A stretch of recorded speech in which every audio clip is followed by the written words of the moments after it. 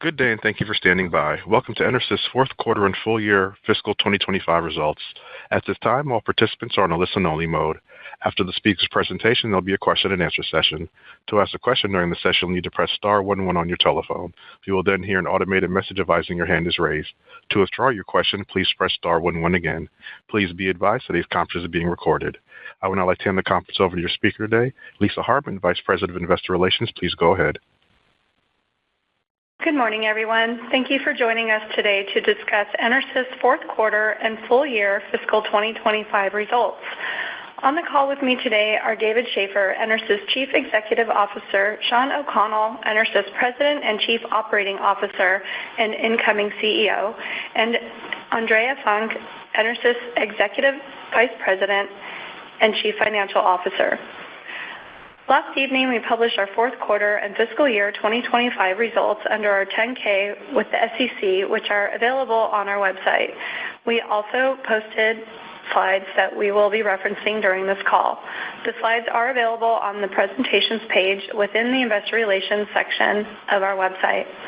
As a reminder, we will be presenting certain forward-looking statements on this call that are subject to uncertainties and changes in circumstances. Our actual results may differ materially from these forward-looking statements for a number of reasons. These statements are made only as of today. For a list of forward-looking statements and factors which could affect our future results, please refer to our recent Form 8-K and 10-K filed with the SEC. In addition, we will be presenting certain non-GAAP financial measures, particularly concerning our adjusted consolidated operating earnings performance, free cash flow, adjusted diluted earnings per share, and adjusted EBITDA, which excludes certain items. For an explanation of the difference between the GAAP and non-GAAP financial metrics, please see our company's Form 8-K, which includes our press release dated May 21st, 2025. Now I'll turn the call over to EnerSys CEO, Dave Shaffer. Thank you, Lisa, and good morning. Please turn to slide 4 for a review of our fourth quarter and full year performance. EnerSys delivered a very strong fourth quarter, demonstrating the earnings power of our balanced business. We grew revenue 7%, our second highest revenue quarter ever, and delivered record adjusted diluted EPS of $1.86, excluding 45X benefits. Highlights included record motive power margins, significant margin expansion in energy systems and specialty, and strong contributions from the Bren-Tronics acquisition. In energy systems, we saw growth in data centers and continued moderate recovery in communications. Motive power generated 15% earnings growth on similar volumes to prior year fourth quarter, with increased maintenance-free products reaching a record 29% of segment sales. Specialty benefited from sustained strengths in A&D markets and outperformance from Bren-Tronics. Full year revenue was $3.6 billion, with meaningful gains in adjusted gross margin, adjusted operating earnings, and adjusted earnings per share, even before 45X benefits. We made meaningful progress in fiscal year 2025. We executed our strategy in a challenging environment. We expanded our share in the attractive and growing defense market, grew our higher margin maintenance-free offerings, reduced cost, optimized our manufacturing footprint, invested in high-speed, lower-cost, flexible domestic production capacity, and developed new product offerings, strengthening our foundation for future growth. As announced in November, today marks my final day as CEO. Shawn O'Connell takes the helm as CEO tomorrow. With deep industry experience and proven leadership across EnerSys, I am confident he will lead the company to continued success. It has been an honor to serve as EnerSys' CEO. I would like to thank our employees for their consistent hard work and dedication in supporting each other and our customers every day, our board of directors for their support, and our shareholders for your trust. I will now turn it over to Shawn to take you through more detail on our results and business drivers. Shawn? Thank you, Dave, for your leadership and for positioning EnerSys for future success. I know I speak for the entire EnerSys family in wishing you the very best in your next chapter. Please turn to slide 6. As I begin my remarks today, I would like to start with my perspective on our business. EnerSys enjoys deep customer relationships and leading market share positions in diverse end markets. The key to our future growth is that our solutions help our valued customers address their shared mounting concerns in two main areas: energy security and labor scarcity. Our products help our customers manage their energy costs and consumption while also making it possible for them to perform the same missions with fewer people through maintenance-free products and automation, enabled by intelligent stored energy solutions. Over the past 6 months, we have taken my strategic hypotheses, tested them with external advisors, and are finalizing a focused roadmap to go deeper in helping our customers address these challenges while resetting our operations and reinforcing intense discipline on ROIC.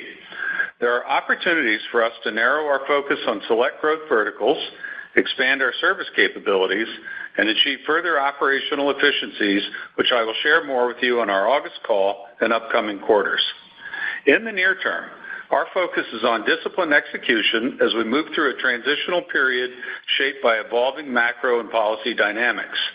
Before I get into the quarter, I'd like to take a step back to address the broader macroeconomic environment, our tariff exposure, and our approach to mitigating associated risks. Please turn to slide 7. In March, we established a dedicated cross-functional tariff task force dedicated solely on analyzing, coordinating, and mitigating tariff impacts, considering both supply chain and pricing actions. This team is also monitoring both the tertiary impact of tariffs on inflationary pressures as well as, and perhaps most importantly, market dynamics, both positive and negative, from suppressed demand to opportunities where our global footprint offers competitive advantages. Thanks to our long-standing practices of producing in region for region, onshoring from China, dual sourcing, and footprint rationalization, we already have structural buffers in place. We are committed to fully mitigating any financial impact to our shareholders and see OpEx reductions as an effective lever for what cannot be offset by supply or pricing actions. To put our tariff exposure in perspective, about 2/3 of our global revenue comes from the U.S., in which 80% of our U.S. supply is either domestic or USMCA trade compliant. Only 5% of this is sourced from China, where the highest tariff rates still exist. At current tariff levels, our direct tariff exposure is approximately $92 million, down from $160 million prior to the May 12th U.S. administration updates. We intend to fully offset this impact, but expect some near-term friction in Q1 due to stranded tariffs that can't be passed on to customers and shifting customer order patterns. The biggest unknown to us is timing and the scope of broader inflation and/or slowdown effects across the industrial sector. That said, we are prepared for a range of outcomes guided by our proven and refined playbook. We will remain well-positioned to weather both tariffs and a potential downturn if one materializes. Please turn to slide 8. In addition to our resilient balance sheet and conservative capital structure, EnerSys has a number of structural advantages to help us mitigate economic downturns. First, a large portion, about 60% of our business, follows GDP-independent cycles, with limited sensitivity to general economic conditions as they follow their own investment timelines. This includes A&D and data centers, which are currently enjoying robust market momentum, as well as network communications, which is poised for further recovery and expansion. Second, our global manufacturing footprint provides flexibility in our production and distribution capabilities, which enable us to respond and leverage varying geopolitical dynamics by market better than many of our competitors. Third, our primary operating capital investments have historically been a cash generator during recessionary periods. And finally, we maintain consistent OpEx discipline, enabling us to respond quickly when needed. While shifting conditions may temporarily affect market rhythm, we remain well-positioned to expediently protect both earnings and cash flow. Please turn to slide 9. I'd now like to turn your attention to current business performance. Our overall book-to-bill in the fourth quarter was just over 1, with Energy Systems and Specialty above 1, offset by Motive Power below 1.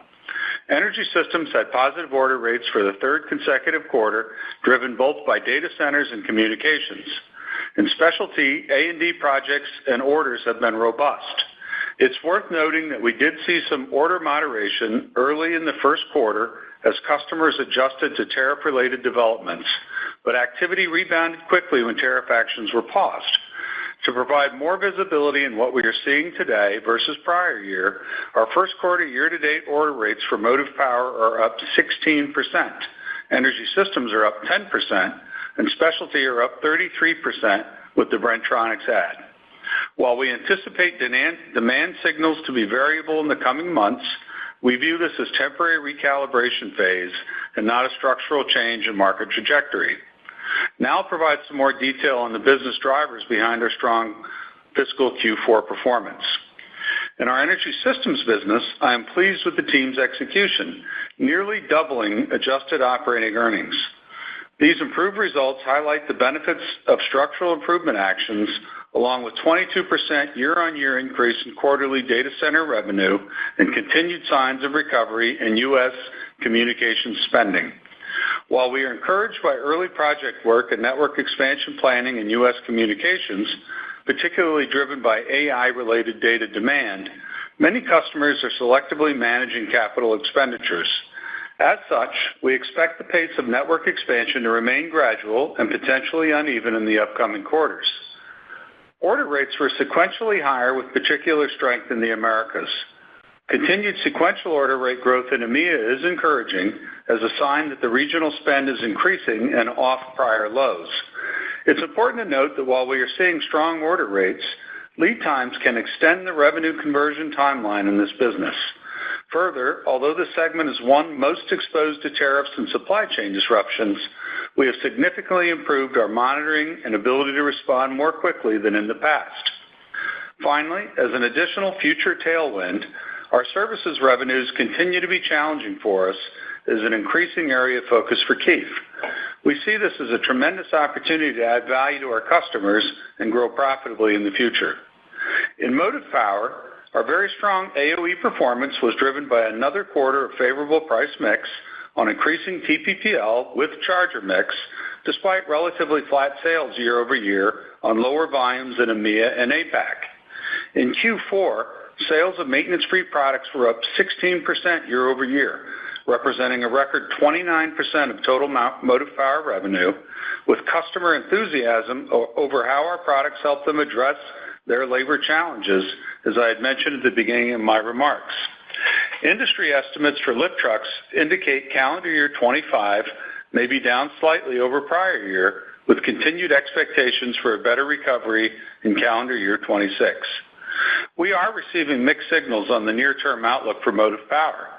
Our April-May order book has been stable to promising, and April ITA truck orders were up over 19% over last year's historical lows. Conversely, we have a lower starting backlog than both a year ago and last quarter, slower book and ship activity in the current quarter, and anticipate disruption will continue to be impacted in the near term, with major ports reporting dramatic fluctuations in container volumes over the past 3 months as importers drastically adjust shipments week by week in response to ongoing tariff updates. As a reminder, this business is largely correlated with GDP, but also has unique upside opportunities driven by macro trends of electrification and automation, as well as increasing market demand for our higher-performing, higher-value maintenance-free products. We believe the market pulled in some shipments into our fiscal Q4 in anticipation of announced tariffs, which will reverse out in the first quarter, creating a temporary drag. That said, we also see potential upside opportunities as lithium pricing pressure from Chinese suppliers may drive increased customer interest in TPPL going forward, but it's difficult to predict how and when these market dynamics will play out. In specialty, we delivered significant year-over-year and quarter-over-quarter improvements in both revenue and adjusted operating earnings, driven by solid performance in aerospace and defense, supported by the continuing outperformance of our Bren-Tronics acquisition. Growth in Bren-Tronics was fueled by robust demand for chargers, soldier power, and expeditionary power systems, as well as increased demand from the European defense market.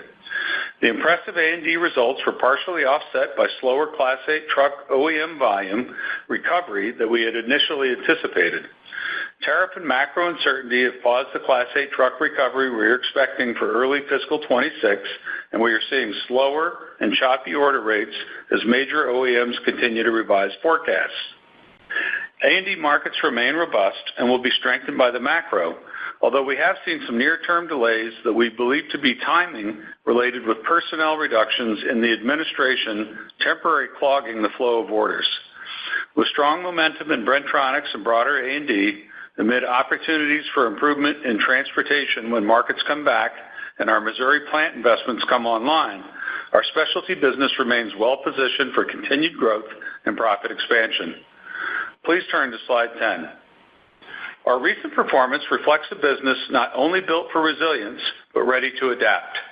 As we transition leadership, we are sharpening our focus, executing with discipline, building operational momentum, and listening closely to customers as their challenges evolve. We've made meaningful strides bringing new technologies to market, introducing cutting-edge products, such as software-driven energy management systems, which will help our customers address their energy scarcity challenges that I had mentioned earlier. These advancements equip our customers with adaptable and efficient solutions that evolve alongside their needs. The preview of our Sonova Sync Charger and Battery Energy Storage System, or BESS, for warehouse and distribution center customers generated a lot of excitement at recent trade shows. Sonova Sync, our new generation battery charger, delivers high efficiency, IoT compatibility for remote monitoring, and over-the-air firmware updates advancing our IoT ecosystem. While in the development phase, our BESS resonated with our customers looking for a solution to tackle power continuity challenges, costly infrastructure upgrades, long lead times, and limited flexibility, barriers that often slow electrification efforts. Engineered for rapid deployment and semi-portability, customers were enthused by the enhanced flexibility and efficiency of our BESS and what they will offer their operations. Operationally, we're building on progress from fiscal 25 with a heightened focus on execution. The first new high-speed line in our Missouri Springfield 1 factory began production this quarter and is performing to expectations, with the second high-speed line on track to become operational in the fall. At the same time, we are actively reshaping our manufacturing footprint. As previously announced, we are closing our flooded lead-acid battery manufacturing facility in Monterrey, Mexico, and transitioning production to our existing plant in Richmond, Kentucky. This move will enable us to optimize our cost structure as market demand continues to shift to our higher-performing TPPL batteries. The transition will also allow us to maximize near-term IRC 45X tax benefits and aligns with our philosophy of producing in-market. The restructuring is expected to deliver an estimated pre-tax benefit of $19 million annually, beginning fiscal year 2027, while ensuring continued product availability and customer support. To further strengthen our focus on high-impact technology execution, as previously announced in March, Mark Matthews, president of our Specialty Global line of business, has been appointed acting Chief Technology Officer. Mark brings more than 3 decades of engineering and operational leadership, including deep technical expertise in lithium-ion chemistry. He currently leads our aerospace and defense business, which utilizes multiple distinct lithium chemistries across mission-critical applications. This experience, combined with his deep relationships across the Department of Defense and Department of Energy, positions him well to guide the next phase of our lithium strategy and align it with national priorities. Mark is actively reviewing our lithium technology roadmap and investment plans to ensure they reflect evolving market demands and long-term supply needs. His dual role ensures commercial alignment with R&D and capacity planning as we position EnerSys for future growth in domestic lithium battery manufacturing. While the funding of the DOE award for our domestic lithium plant remains pending, we are encouraged by recent engagement with the DOE and remain optimistic given the project's alignment with defense readiness, domestic supply assurance, and American manufacturing. In the meantime, we are taking a disciplined, risk-aware approach, adjusting our plans, maintaining flexibility, and closely managing cost dynamics as we update our financial model for evolving cost and benefit assumptions to ensure our future path delivers an attractive return on investment for our shareholders. We remain well-positioned to move with speed and confidence once greater policy clarity emerges. In closing, I want to express my deep confidence in the strength of our business, the relevance of our solutions, and the dedication of the EnerSys team. We are energized by the critical role we play in supporting the industries that keep data and products across the world moving. I look forward to sharing more about our evolving strategy and growth roadmap during our fiscal Q1 earnings call in August. Now, I'll turn it over to Andy to discuss our financial results and outlook in greater detail. Andy? Thank you, Sean. Please turn to slide 12. Fourth quarter net sales of $975 million were up 7% from prior year, the second highest revenue quarter for the company, driven by a 4% increase in organic volume, largely on Energy Systems Communications continuing recovery and strength in data centers, as well as 1% positive price mix across Motive Power and Energy Systems, and a 4% positive impact from the Bren-Tronics acquisition, partially offset by 2% FX headwind. We achieved adjusted gross profit of $304 million, up $49 million year-on-year, and up $41 million if you exclude 45X benefits. Q4 25 adjusted gross margin of 31.2% was up 320 basis points versus prior year, and excluding 45X, adjusted gross margin was up 260 basis points despite the FX headwinds. Our adjusted operating earnings were $152 million in the quarter, up $43 million versus prior year, with an adjusted operating margin of 15.6%. Excluding 45X benefits, adjusted operating earnings increased $35 million or 48%, with an adjusted operating margin of 11.1% on 7% revenue growth, driving a 360 basis point margin improvement year-on-year. Adjusted EBITDA was $167 million, an increase of $42 million versus prior year, while adjusted EBITDA margin was 17.1%, up 340 basis points versus prior year.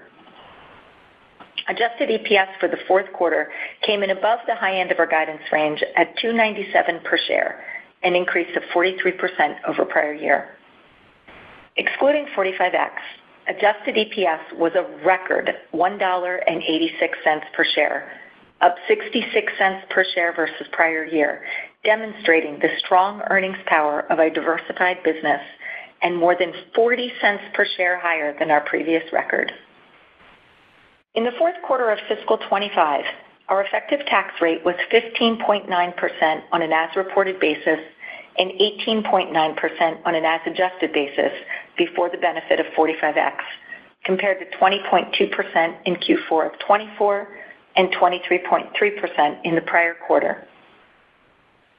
Full-year net sales of $3.6 billion were up 1% year-over-year. We generated adjusted operating profit of $528 million, including $185 million benefit from IRC 45X tax credits. Excluding the 45X benefits, we generated record adjusted profit of $343 million. Adjusted diluted EPS was $10.15 per share, an increase of 22%, and adjusted diluted EPS before 45X benefits was a record $5.58 per share, an increase of 53 cents from our prior record. Let me now provide some details by segment. Please turn to slide 13. In the fourth quarter, Energy Systems revenue increased 8% from prior year to $399 million, primarily driven by increased volumes as well as price mix, and partially offset by FX. Revenue was up over $10 million sequentially, the third consecutive increase, as we continue to see steady improvement in these end markets. Adjusted operating earnings of $35 million grew for the fifth consecutive quarter, reflecting higher operating leverage through our optimized cost structure, and were $17 million higher than prior year. Adjusted operating margin of 8.7% increased an impressive 400 basis points versus prior year. We exited the quarter with encouraging order trends in this business and expect to deliver year-over-year margin expansion as revenue grows and we continue with our structural improvement efforts. While we remain fully confident in our ability to proactively mitigate tariff and supply chain disruption when the macro environment stabilizes, we expect to absorb some short-term headwinds from stranded tariffs in the upcoming quarter. As Sean mentioned, although this segment is our most sensitive to tariff and supply chain volatility, we have enhanced our visibility and responsiveness, allowing us to act with greater speed and precision than in prior cycles. Please turn to slide 14. Motive Power revenue was in line with the prior year at $392 million, as FX headwinds and flat volumes were offset by positive price mix. Motive Power again reported robust adjusted operating earnings this quarter, contributing $67 million, up 15% versus prior year on the flat revenue, largely on favorable price mix, as well as some lower commodity and manufacturing costs. Maintenance-free conversion continued its impressive trend at a record 29% of Motive Power revenue in Q4.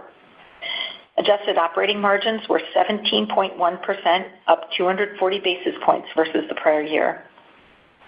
Since the implementation of tariffs, a leading industry report indicates a significant decline in market sentiment, reflecting a more than 50% drop in confidence for both current and future business, as the broader market is digesting this evolving market dynamic. While our products play a critical role in global supply chains, we expect a temporary short-term negative impact on new lift truck orders as companies reassess their investment strategies in response to the evolving trade landscape. We see meaningful upside to this business once conditions settle, supported by long-term tailwinds from electrification and automation, along with growing customer preference for our higher-performing maintenance-free solutions. Please turn to slide 15. Specialty revenue increased 21% from prior year to $178 million, driven by a 22% positive impact from the Bren-Tronics acquisition and a 1% increase in organic volumes, partially offset by a 2% decrease in price mix. Q4 '25 adjusted operating earnings of $15 million were nearly double prior year, with an adjusted operating margin of 8.5%, up 270 basis points. Specialty's performance reflects focused execution, with A&D and Bren-Tronics driving the current results. With additional leverage expected from our Missouri investments and longer-term transportation improvement, we anticipate further gains ahead. Please turn to slide 16. Positive operating cash flow of $135 million, offset by CapEx of $30 million, resulted in free cash flow of $105 million in the quarter. I would like to note that we have not yet received a $137 million U.S. tax refund, which we had expected in the fourth quarter. We fully attribute this delay to IRS staffing issues and anticipate receiving the refund with interest any day. We had strong primary operating capital management, ending the year with $932 million on hand, up $79 million versus prior year as we build the business for future growth. As of March 31st, 2025, we had $343 million of cash and cash equivalents on hand. Net debt of $781 million represents an increase of approximately $270 million since the end of fiscal 24, as we made our acquisition of Bren-Tronics, returned $192 million to shareholders through share repurchases and dividends, and continued to invest in our business. Our credit agreement leverage ratio was 1.3 times EBITDA. Our balance sheet remains strong and positions us to invest in growth and navigate the current economic environment. We anticipate maintaining our net leverage at or below the low end of our 2 to 3 times target range, providing us with ample dry powder for our capital allocation decisions and to absorb any macroeconomic dynamics that may impact us. Please turn to slide 17. During the fourth quarter, we paid $9.5 million in dividends and repurchased $40 million in shares. We currently have approximately $200 million remaining on our board buyback authorization. We continue to evaluate promising bolt-on acquisition opportunities like Bren-Tronics that align with our disciplined strategic and financial criteria and are focused on strengthening customer intimacy, expanding share of wallet with our leading positions in exciting end markets, and making progress on our transformation journey. Given the strong cash flow generation of our business, we have the opportunity to be more aggressive in our opportunistic share buyback activity, particularly during these volatile market conditions. Please turn to slide 18.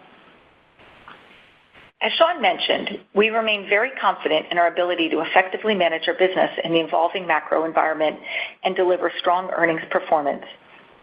We are committed to fully shielding our investors from the ongoing impact of tariffs, although we may have some short-term headwinds when uncertainty creates pockets of volume disruption and stranded costs.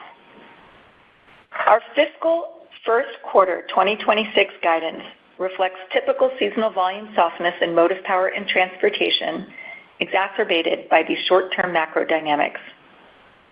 For the first quarter of fiscal 2026, we expect net sales in the range of $830 million to $870 million, with adjusted diluted EPS of $2.03 to $2.13 per share, which includes $35 to $40 million of 45X benefits to gross profit. The largest driver of our anticipated Q1 sequential decline in revenue and EPS can be attributed to motive power volumes, which are expected to be pressured on seasonality and tariff disruptions, with Motive Power America's Q4 orders down 14% year-on-year, as well as, to a lesser extent, approximately $5 million of stranded tariff costs. Sean and I are working on scenario plans to effectively respond to any and all outcomes as it relates to further tariff policy dynamics. Given the evolving policy environment and pacing of demand normalization, we are temporarily pausing quantified full-year guidance. That said, we believe Q1 will be the low point of our fiscal year. We anticipate full-year adjusted operating earnings growth, excluding 45X benefits, to outpace revenue growth for the fiscal year. With improvement in our order book during Q1 year-to-date, we expect revenue will be bolstered by our customers' enthusiasm for our maintenance-free offerings, robust A&D and data center markets, and ongoing improvements in our communication and transportation businesses, as well as ongoing improvements in our manufacturing costs, disciplined OpEx, and reductions in our capital expenditures year-on-year, all of which will be tempered by macro dynamics. To proactively mitigate these market dynamics, we have implemented direct and indirect cost controls and also are currently reviewing additional reductions in both OpEx and CapEx as part of Sean's strategic business improvement roadmap. Please turn to slide 19. Before we move to Q&A, with the completion of our fiscal year 25 results, I would like to provide an update on our progress towards the fiscal year 2027 financial targets we set at Investor Day in June of 2023.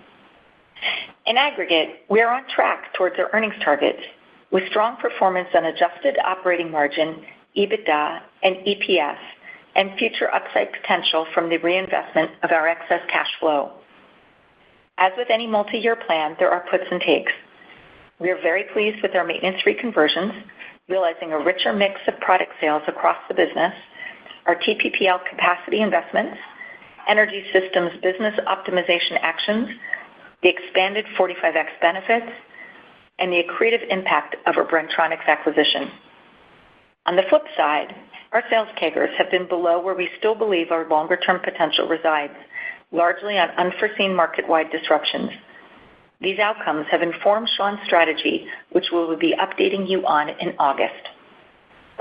As Sean steps into the CEO role, he is advancing our strategic work aimed at deepening customer intimacy, accelerating our most high-impact new product initiatives that help our customers address their energy and labor challenges, and enhancing our operational efficiencies, execution, and return on invested capital. These efforts, combined with our strong foundation, position us to pursue the growth and margin expansion we know our business is capable of. We look forward to sharing further updates as the fiscal year progresses.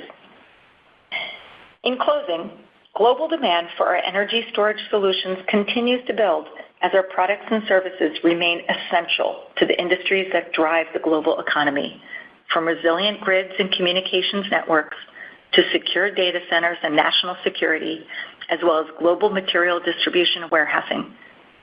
Coming off a record-shattering Q4, we are confident in the earnings power of our business and are optimistic about our ability to continue to expand margins, grow revenue, and create long-term value for our shareholders.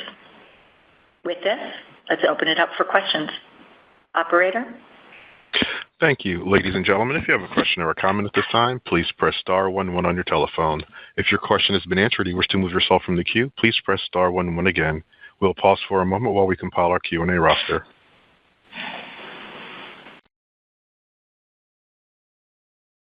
Our first question comes from Noah Kaye with Oppenheimer. Your line is open. Good morning. Thanks for taking the questions. Hi, Noah. So I guess just wanted to start first with understanding the 1Q guide. The revenue range, I think you gave some color on, where we would see weakness in motive, maybe a little bit of growth in energy systems and specialty. You can talk through that. But, the EPS guide about 20 cents higher year over year on kind of flat revenues at the midpoint. Can you help sort of bridge to that EPS growth with your expectations around operating margins and tax rate? Yeah, good morning, Noah. It's Sean. Good to hear your voice, and thank you for the question. I'll provide a little color here on what we're seeing for Q1, and then I'll let Andy handle the EPS portion of it. But just to give you a little idea of what went on, in anticipation of Liberation Day, our motive customers just largely took a wait-and-see approach, which had some near-term effect on orders. But then, we probably saw a little bit of pull-in to get ahead of that. And then we saw, some pickup with improving news from the administration. And now overall, as we mentioned in the remarks, year-to-date orders are relatively flat with current order rates broadly in line with normal cycles. So where we would expect to see, in comparison to the last several cycles. So it's, while we have this noise, it feels like we are trending back to normal. What we don't know is, the effect of reciprocal tariffs. We have some of these are still pauses and not settled science, but it feels like a strengthening for us. And, so we anticipate that this blip that we saw was totally tariff shock related and that the markets are largely getting back to business. And then, as you mentioned, energy systems, we just continue to see activity coming in for network build-out. The carriers realize they have a deficit when it comes to passing AI traffic through their networks, and they're beginning to get active about solving those technical issues. So we feel very good about continued trajectory in ES and a rising comfort level in motive, if you will. And then we didn't see, you didn't ask about transportation, but we're kind of following the same trajectory there, where we were on pace for a nice recovery. And then just like in the forklifts, the transportation customers sort of hit pause to sort through this tariff noise. With that, I'll turn it over to Andy. Yeah, thanks, Sean. So I think you covered the markets well. What might help is if we level set to last year. So largely within Q1 26, it's really going to look a lot like Q1 of 25. Revenues in line, if you look at our guide, but we're seeing lower volume, mostly in motive power and some in transportation, as Sean mentioned, offset by the accretive benefit that we're having from Bren-Tronics and the really strong favorable price mix we've been able to achieve. So if I'm looking at EPS, our guide is up about midpoint, up about 10 cents year on year. But first normalize it, so pull out maybe 25 to 30 cents per share that we should have had of an uplift from Bren-Tronics and the 45X expanded EAM impact. But then add back, we probably are seeing about 15 cents per share from pressure from FX, and that gets you to really a flat EPS year on year. So why flat? with lower volume, as Sean mentioned, and that's really related mostly to motive power driving that, and then a little bit of stranded tariff costs, and those items offset this really robust, favorable price mix gain that we've been able to achieve over the course of fiscal year 25. So we are seeing our Q4 orders down on the tariff disruptions, but if you look full year, the orders are pretty much flat year on year. So we'd expect, without a doubt, that Q1 is going to be the low point, and we should see recovery going on from there, absent additional tariff shocks. Okay, thanks, Sandy. Yeah, sorry, meant to say 10 cents higher year over year, but thank you for bridging that. I guess just maybe explain the decision process around kind of pausing guidance, because I want to make sure we get that number again, because there's a lot of numbers that you guys gave out, but the 1Q to date order book is year over year up how much? And then just help us understand why pause full year guidance, if kind of to your point, we seem to be kind of experiencing some recovery in orders off of the early April uncertainty. Yeah, so if we look at our Q4 orders, and I think what we were referring to was within Motive Power Americas, we had that 14% pressure. If you look at orders overall, different, the energy systems was up year on year. Obviously, we're during the recovery. Trans, basically flat. A&D, it's choppy. But what we really saw is this big pause and then kind of a resurgence. So if we look at full year to date within Motive Power calendar year, our calendar year is flat year on year. So we saw a big decline during Q4, which we're going to feel the effects of that coming out into Q1, and then a resurgence in Q1 so far of what we're seeing as far as orders go. Noah, this is Dave.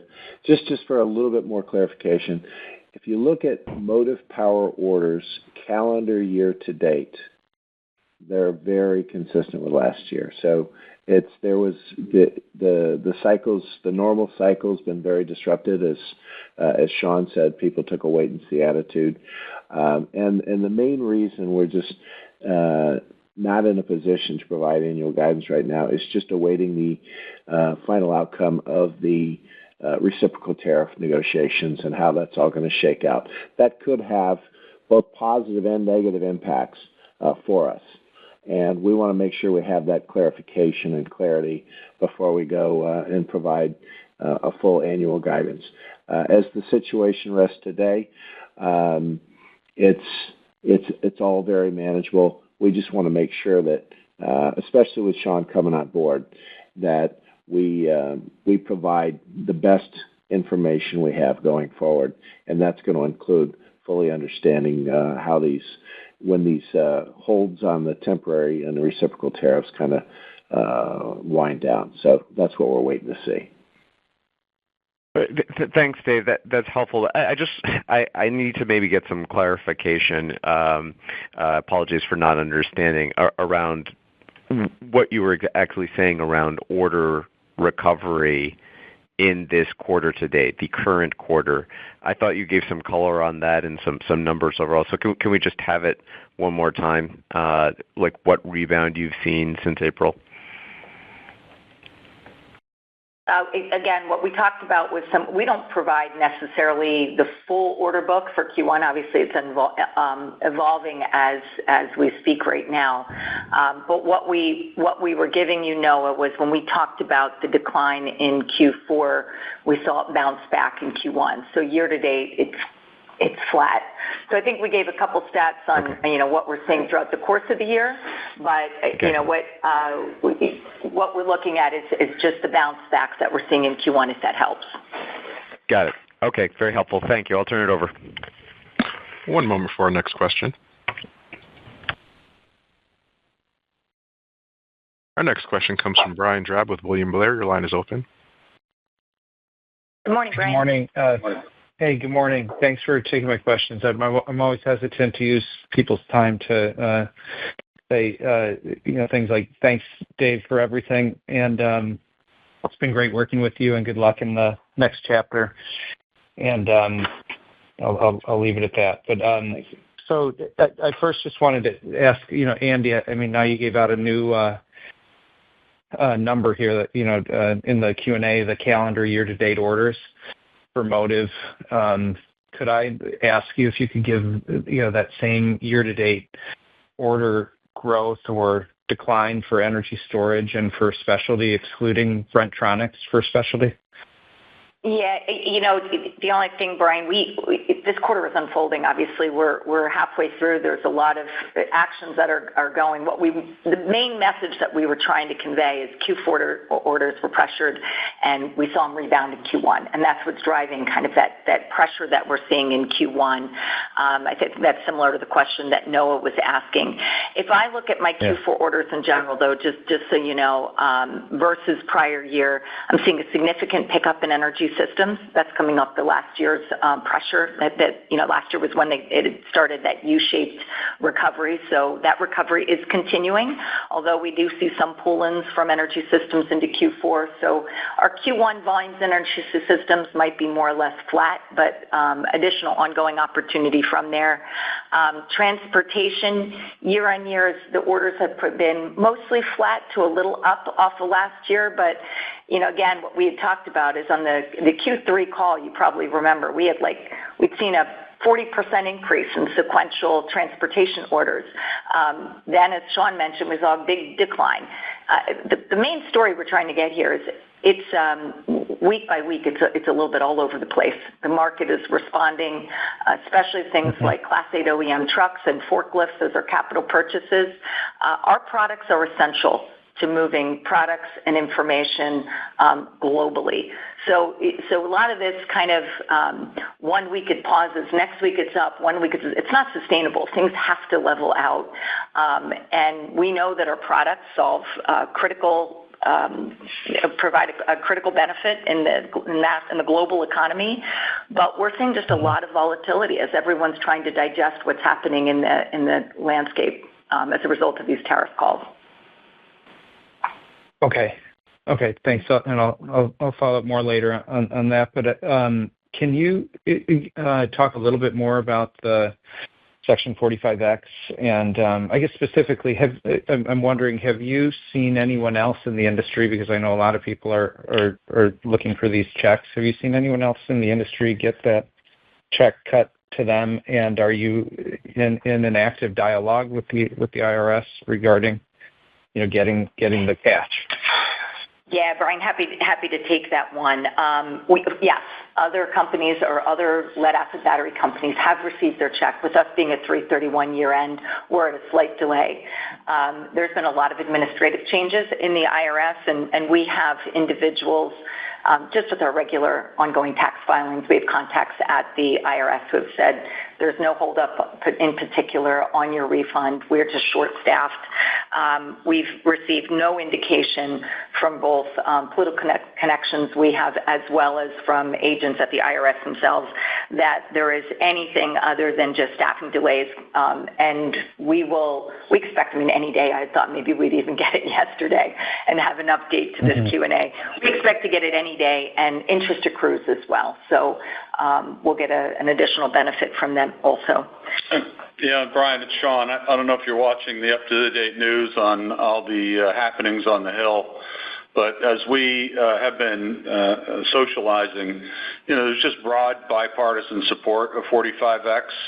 And the package that was passed, now has to go to the Senate, and it's still open to final tweaks. But the package that was passed was largely in line with what we thought it would be, and nearly all of the tenets of 45X that were important to us are intact, if not all. There's a little bit of an increased sunset past 2031, and they removed some wind stuff that didn't apply to us anyway. But broadly, 45X appears to be moving the direction we thought it would be, and will continue. Yeah, I think everyone that's following EnerSys is following that closely. So thanks for that update. And I guess the last thing, if I could sneak in one more, is just, sorry if I missed this, but are you making any comments today regarding your latest thinking on the lithium plant? Sure. I'll take that one, Brian. So we continue to have direct conversations with the administration, and we haven't seen, in our talks with the DOE, any wavering at all of their support of the lithium plant. And to remind you, the impetus for the funding was rooted in largely our defense programs. And just for a bit of color, there's over 40 programs today for the Department of Defense that are sourced in Asia, and many of them from China for our national defense. And they're trying to consolidate those programs and bring them back home. So again, the support has been very strong. And then we have Mark Matthews, who we mentioned on the call, who's been involved in the program since day one, who maintains these direct relationships. And we have Mark going through and just making sure that, along with our finance team, we keep our model updated. We make sure we understand all of the changing cost inputs, if any. And then now with the 45X news, we'll add that into our thinking. I will tell you also that we have never slowed down our cell development program, so that while we've been waiting to see what's happening with funding, we've been working with our development partner to advance our A samples and be ready to go when we get the right news. So again, at this time, we feel very positive about that. But as we update the model and what that looks like, we'll keep you updated. Okay, perfect. Thanks very much. Thank you, Brian. One moment for our next question. Our next question comes from Greg Lewis with BTIG. Your line is open. Yeah, thank you, and good morning, everybody, and thanks for taking my questions. And Dave, I know I thanked you last quarter, but thanks again for all the help over the last few years, and good luck. Andy and Sean, I guess this question is for you guys as we think about going forward. Probably a couple questions inside this question, but as we look at the leverage target, you alluded to the tax refund you're going to get, that pushes it down even lower. So clearly we're in a good position to kind of, you mentioned the buyback or organic growth. As we look around the landscape, over the next few quarters, how are you thinking about the potential for inorganic growth? And just as a point of clarification, in the prepared comments where we talked about sequential or your EPS growth, just to clarify, there's no expectation of bolt-ons in that number, correct? No bolt-ons at all in our number at all. Okay, and then to my... I tell you, I know it sounds like you have a bunch of other questions in there, Greg, so just want to make sure that we can be succinct in getting to those. Great. And so as we look at today, what is the opportunities on the M&A front?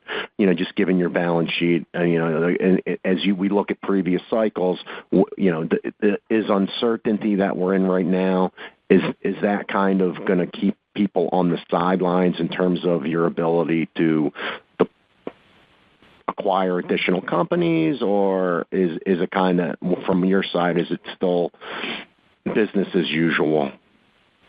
Yeah, Greg, let me take that, Andy.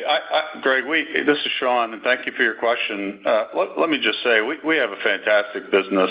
All of our macros are good. You have this whole situation happening in the world, and particularly in the U.S., where the grid margin, that is the gap between the grid capacity and the load growth, is shrinking everywhere.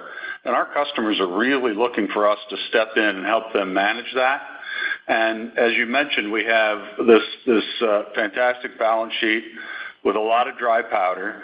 And I think the inverse is true. We're not going to wait on the sidelines. I think probably some of this uncertainty will pressure some of the smaller players and probably actually increase our ability to go out and find good targets. With that said, we still see a very long runway in A&D, and along, with a lot of synergies with our domestic lithium manufacturing. You saw the lift we're getting from Bren-Tronics. They're not the only target for us. So we're going to be very opportunistic with that dry powder and stay acquisitive. And as long as those targets fit our ROIC model, and we're really going to be, putting a lot of rigor around what that should look like for our shareholders. Yeah, and if I can add a little bit more to that, Greg, early in Q4, we're wrapping up our budget, and this is before a lot of these tariff disruptions occurred. We had double-digit revenue growth built into our budget, low double-digit revenue growth, no acquisitions, base business. We just had an outstanding Q4. That was not an anomaly. That outstanding Q4 was even with comms and trans being slow, the opportunity for those to improve from there.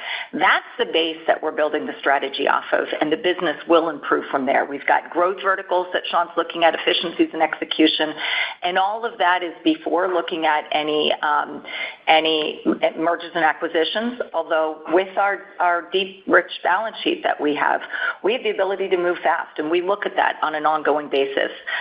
We do think Q1 is going to be the low point, with our results trending back to this record Q4 and upside from there, as we had done in our original budget before all of these tariff issues started to arise. But albeit it's going to be tempered by the macro. So are we going to get back there this year? We could get back there earlier in this year. Or is it going to be later? It's going to depend. Are the tariffs going to get negotiated and tax rate cuts hold? Will tariffs be expanded? Will there be another Liberation Day kind of shock? That's all. What we don't want to do is make promises for things that we don't have full visibility of and are able to commit to fully. Our Q1 order book is improving.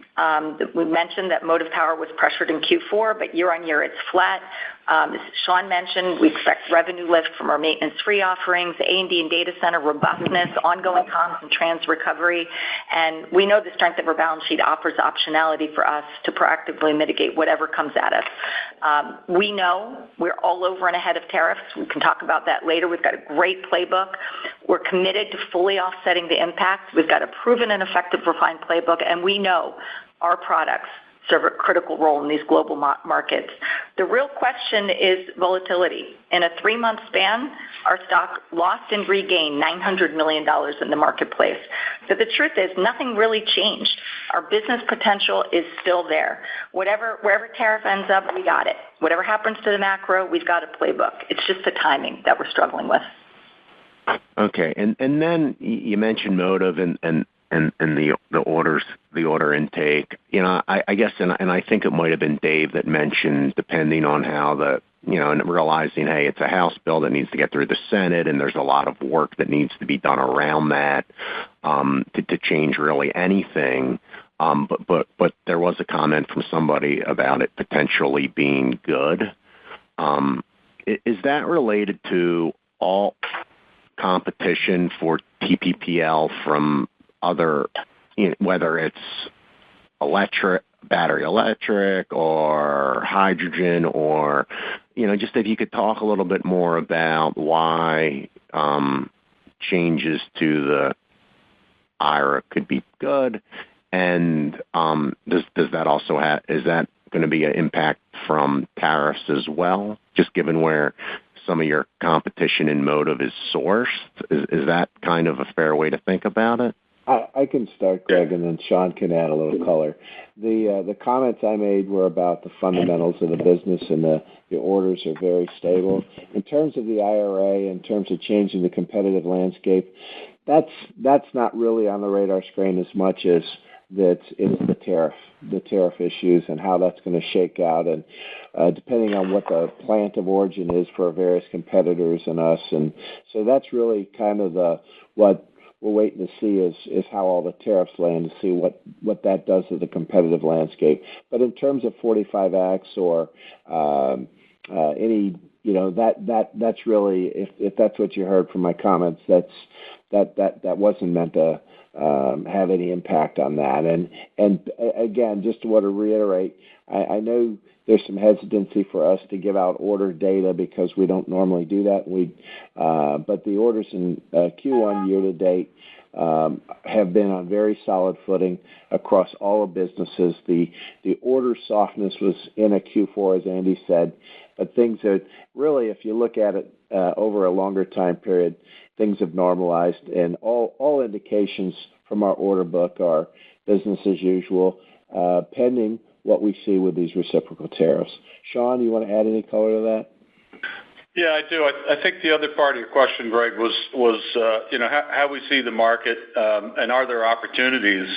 And certainly, if you heard in the prepared remarks, we're now at 29% maintenance-free in motive power, and there's just so much meat on that bone to continue that conversion. If we talk about that energy scarcity, and then the other side of that coin, or energy security, the other side of that coin is labor scarcity.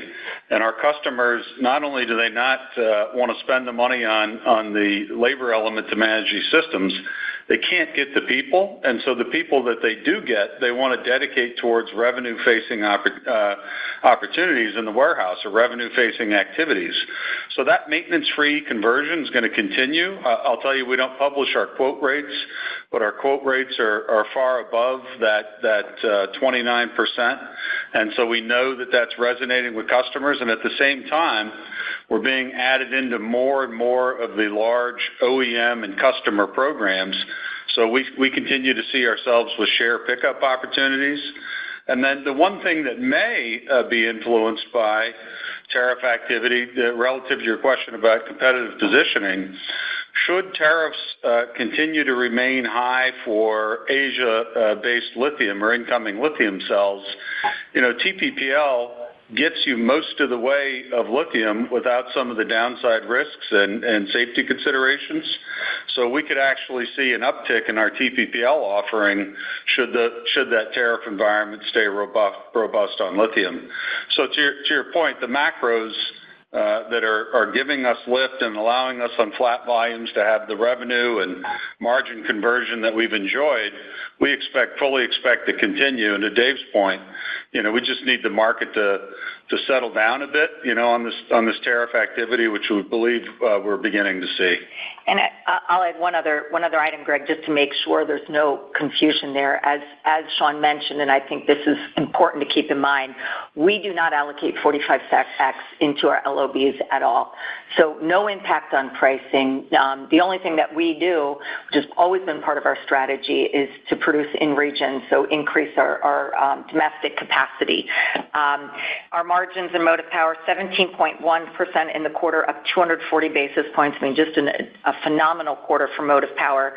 And going forward, other than this, tariff disruption that we saw in our Q4 books that's going to play out in Q1, the higher conversion to maintenance-free, Sean mentioned, managing OpEx tightly, but the NPIs that he's looking at, we're talking about the motive power BESS, helping our customers manage their energy. There's a lot of enthusiasm on that. We should be launching that at the end of this year. We also announced the closure of our Monterey plant, transitioning production to Richmond. That also aligns with this strategy, gives us as maintenance-free adoption grows, right sizes our footprint. We estimate that'll save about $19 million a year, beginning in fiscal year 27. So while we know and we're as unhappy with the pressure that we're seeing temporarily in Q1, as I'm sure all of you are, I'm not worried about motive power at all going forward. Thank you very much. One moment for our next question. Our next question comes from Chip Moore with Roth Capital Partners. Your line is open. Good morning, Chip. Hey, good morning. Thanks for taking the question. Hey, I wanted to maybe dive deeper on energy systems. I guess any more color on sort of the green shoots you're seeing on potential network expansion, and particularly anything around sort of this last mile communications. I think OpenAI is now talking about mobile hardware, these type of things. Are you seeing some of those discussions underway? Yeah. Hi, Chip. Good morning. It's Sean. Thank you for your question. Listen, I think what we're really seeing is, we saw that pause just as I was coming into the energy systems business and a little over a year and a half ago. We saw that pause happening, and coming out of that, there was a couple of issues that occurred. One, these pauses are always, particularly in these systems that we support, they always just create technical debt. It's one of those things that the operators can put off, but they can't forestall forever. So you're seeing, part of the recovery is just solving for the technical debt issues that they created and keeping the network back up and running and handling the break fix and that part of it. The second part of it we're seeing directly from users relates to what we're talking about, energy scarcity, but then also what I mentioned about processing AI-centered traffic. So a lot of the investment we're seeing, early investment, as you might imagine, are in upgrading macro sites. They're also upgrading, years ago, central offices were being decommissioned or even sold off because the landlines are being decommissioned. Now operators are seeing that brick and mortar as small AI data centers, if you will. So you note the Verizon and Frontier, I would call it remarriage. And so we're seeing some of those upgrades. But it isn't yet, and I just want to stress, it's not we're not getting the lift of one of the G build-outs of years past. But to your point in green shoots, we are starting to see the backbone enhanced and some of that investment going in. Thanks. That's helpful. And maybe on sort of that more near-term break fix in that segment, it just help us think about inventory dynamics and service utilization and some of those things. Yeah, I think most of the inventory pain that we saw with inventory oversupply, we've largely moved through that. We're seeing a lot of new equipment orders, and that's you bring up the service utilization piece. We always see equipment orders precede an uptick in service, and it's intuitive, right? Because material is being provisioned as site acquisitions are being done and site permitting, and then the service tends to follow. So I would tell you that our product performance has been robust over the past couple of quarters, and service is gradually catching up to it, but we expect more upside in services as that materializes. Appreciate it. And maybe if I could sneak one last one in, maybe on the outlook, any thoughts to what might give you comfort to resume full year guidance at some point? Would that be sort of working through some of these temporary headwinds and see what happens on reciprocal tariffs? Just how are you thinking about that? Thanks. Yeah, I'll take that, Chip, and thanks for the question. We absolutely are committed to resuming full year guidance as soon as there's a little more clarity in what's happening with the overall landscape. A lot of news even happening today, as you know. Hopefully we'll be able to resume guidance next quarter. But it's going to depend on what happens in the macro. And I think we're just committed to making sure that what we give in our guide, we've got visibility into. Thank you. Appreciate it. I'm not showing any further questions at this time. I'd like to turn the call back over to Dave for any closing remarks. Thank you, Kevin. In closing, I want to again express my deep appreciation to our investors for their continued confidence in EnerSys. It's been a privilege to help guide this company through its transformation into a global leader in energy solutions. With a strong team in place and clear momentum heading into fiscal year 26, I'm excited to see what EnerSys will accomplish next under Sean's leadership. Thank you all. Thank you, ladies and gentlemen. This does conclude today's presentation. You may now disconnect and have a wonderful day.